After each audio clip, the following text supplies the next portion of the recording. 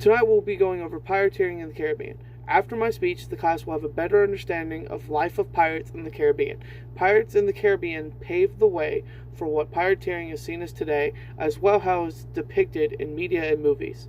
The time period has a really famous name called the Golden Age. It happens between 1660 and 1726. Now, some of the famous pirates from that area are Blackbeard, Henry Morgan, Charles Vane, and many others, all of them who operated in and around the Bahamas as cited by Encyclopedia.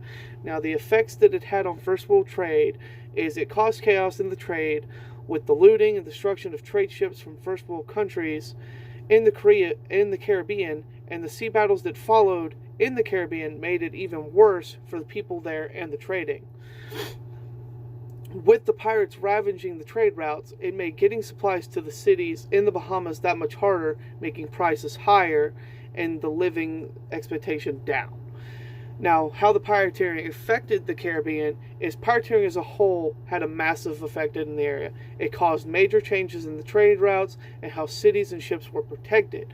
Now, how the trade routes adapted to this is with the routes being constantly attacked, they required more security, so privateers, mercenaries were called in to guard the ships, and different routes were made so that there was a less chance of them being raided, but they were still getting raided.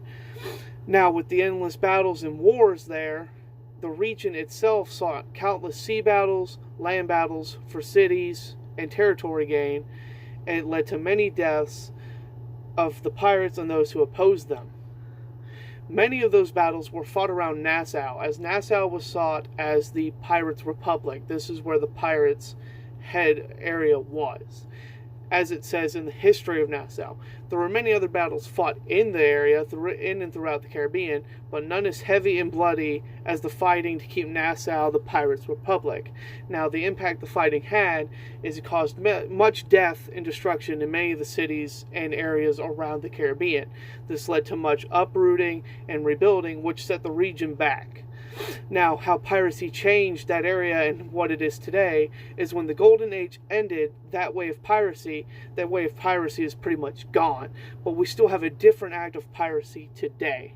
Now, the piracy we see is when third world countries are attacking vessels and capturing them in hopes of reward, money, anything.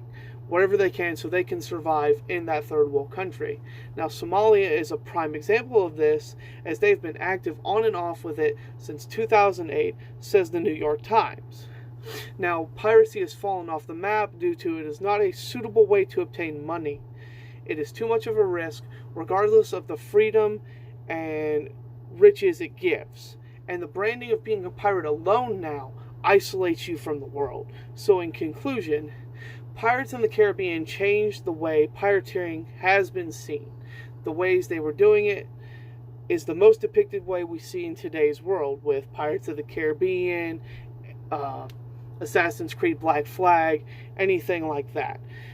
So with the effects it had, the endless battles, and how policies were changed due to all of this, it's so important to just see how the Caribbean pirates changed the world.